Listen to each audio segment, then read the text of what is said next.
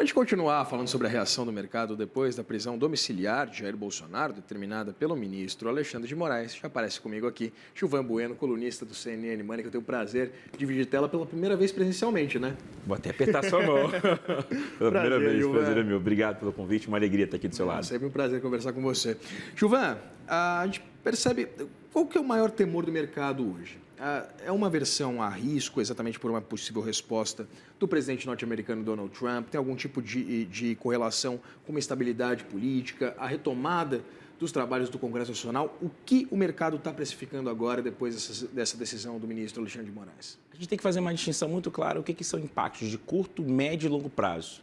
Então, impactos de curto prazo, quais são os ativos que serão diretamente impactados por isso? Então, rapidamente, ativos que são penalizados no curto prazo é dólar. Dólar é muito penalizado. Juros futuro. Por quê? Porque são muito sensíveis ao preço. Então, você começa a entender que dois componentes que são fuga de capital e instabilidade jurídica podem ter um problema para o futuro. Então, no curto prazo é dólar e juros futuro.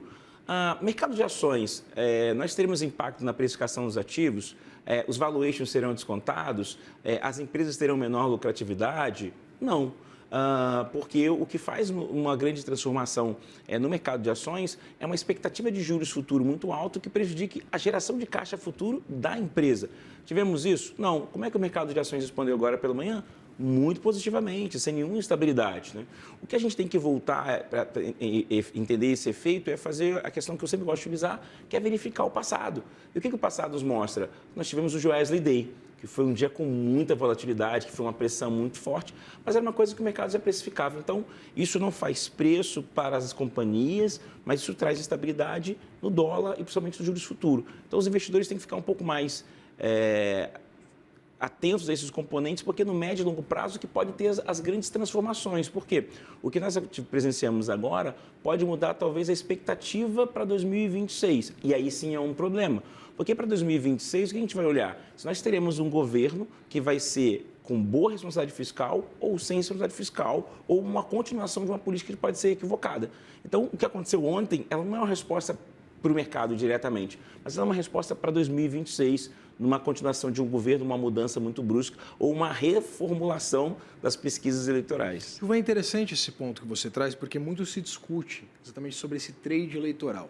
Tem muito analista dizendo já que que o mercado começa a precificar algum tipo de alternância do poder, baseando-se principalmente nas pesquisas que mostram uma deterioração da popularidade do presidente Lula, do governo como um todo, e essa perspectiva de uma alternância de poder. Bolsonaro está fora do jogo desde 2023, né? A gente sabe com a determinação do Tribunal Superior Eleitoral, que o ex-presidente estava inelegível. Bolsonaro não é um player do ponto de vista eleitoral. Evidentemente, é um cabo eleitoral muito importante para qualquer candidato que venha a ser o representante da oposição no pleito do ano que vem. O que, do ponto de vista prático, muda, portanto, para 2026, essa prisão domiciliar de Jair Bolsonaro, se Bolsonaro já estava fora do jogo? Uma ótima pergunta, isso nos abre uma janela de oportunidade de discussão muito ampla, né? No final do dia, o poder ele não fica vago. Então, é quem vai ocupar esse espaço. Então, uma ala eleitoral já começa ali a apresentar alguns nomes. Nós tivemos aqui o candidato Zema mostrando sua pré-candidatura. Nós temos aqui uma discussão se o Tarcísio vai vir ou não. Mas alguns nomes começam a aparecer. E aí o que a gente faz muito é entender qual vai ser a sua política, como é que ele construiu esse legado eleitoral. Então, do ponto de vista, a gente tem que entender o seguinte, ainda como faltam 12 a 13 meses para essa decisão, qual é a estrutura de pensamento? Então, vamos desenhar que se fosse ali o candidato, o pré-candidato Zema. Como é que é a história dele de gestão? É uma gestão fiscal muito eficiente. Então, será que ele vai conseguir no êxito, repetir isso na sua base? Como é que é a Constituição do Congresso atualmente? Então, 2/3 do Congresso tem uma ala que vai acompanhar o candidato que ganhar. Então, é muito isso.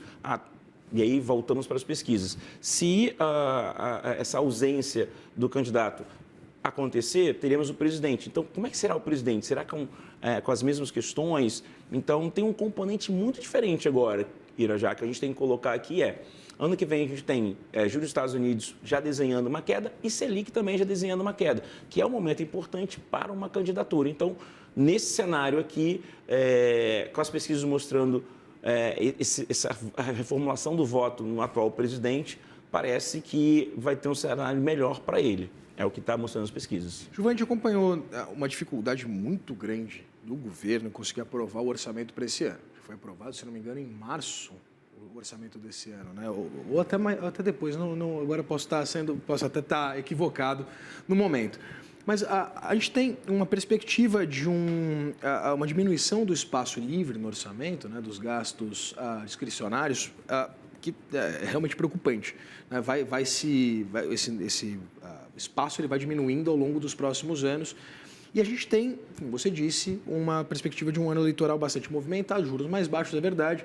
Eu queria entender como é que o mercado tem precificado a corrida eleitoral do ponto de vista quase premente de que o governo de ocasião, seja ele qual for, a gente acompanhou isso no governo Bolsonaro na última eleição, vá abrir a torneira, né, e inundar o mercado com recursos, com investimento, com os chamados gastos parafiscais. Isso já está sendo mensurado pelo mercado com essa perspectiva de uma corrida bastante acirrada e com essa polarização ainda bastante inflamada no Brasil? Eu conversei com alguns bancos de investimentos, alguns analistas políticos, e uma visão muito privilegiada que eles me trouxeram, que é um pouco de que 2026 é um ano com a discussão econômica que nós vivemos lá em 94, que nós vivemos muito nessa transição, por exemplo, FHC e Lula, quando nós tivemos os primeiros embates na ideia do Plano Real. Essa vai ser uma das campanhas com maiores discussões políticas, econômicas, uma grande concentração política. Então, vai ser o candidato que se desviar de construção econômica para a população, talvez ele não tenha a intenção de voto. Isso está acontecendo.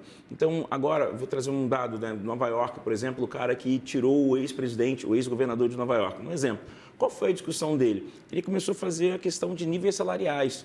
Então, a discussão dele foi sobre isso. E ele falou muito sobre, por exemplo, a discussão da Kamala, que tinha uma outra ideologia de discurso, uma outra narrativa que não convenceu o eleitorado. E qual foi a narrativa do Donald Trump que convenceu o eleitorado? Eu vou te trazer um poder econômico que você não tinha até então.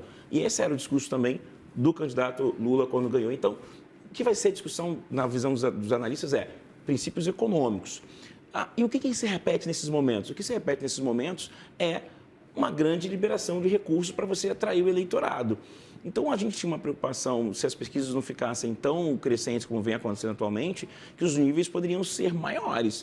O que a gente tem que entender é como vai ser o comportamento com essas pesquisas. E pela primeira vez nos últimos 4 anos, nós presenciamos o presidente falando sobre se eu tiver capacidade de saúde, eu vou continuar. Então, é uma discussão diferente, mas do ponto de vista, vai ser uma discussão com ampla discussão e visão sobre economia e a capacidade econômica, endividamento das famílias e uma preocupação. 2027, a chegada dos precatórios no orçamento de qualquer um dos governos que estejam, vai ser a grande temática. Quem não responder isso, talvez não ganhe um voto importante. Não, Gil, e com essa perspectiva, né, fora os precatórios que vão causar essa pressão bastante significativa, a gente já tem aí, de acordo com o próprio Ministério da Fazenda, né, uma perspectiva de uma deterioração desse espaço fiscal para investimento, que é bastante relevante. Não queria ser eu que ia governar o Brasil nos próximos anos aí. Gilvan Bueno, muito obrigado. Sempre um prazer dividir tela contigo. Obrigado por agora dividir bancada aqui comigo. Primeira de muitos. Até a próxima. Primeira de muitos. Que assim seja. Até mais. Até mais. Tchau, tchau.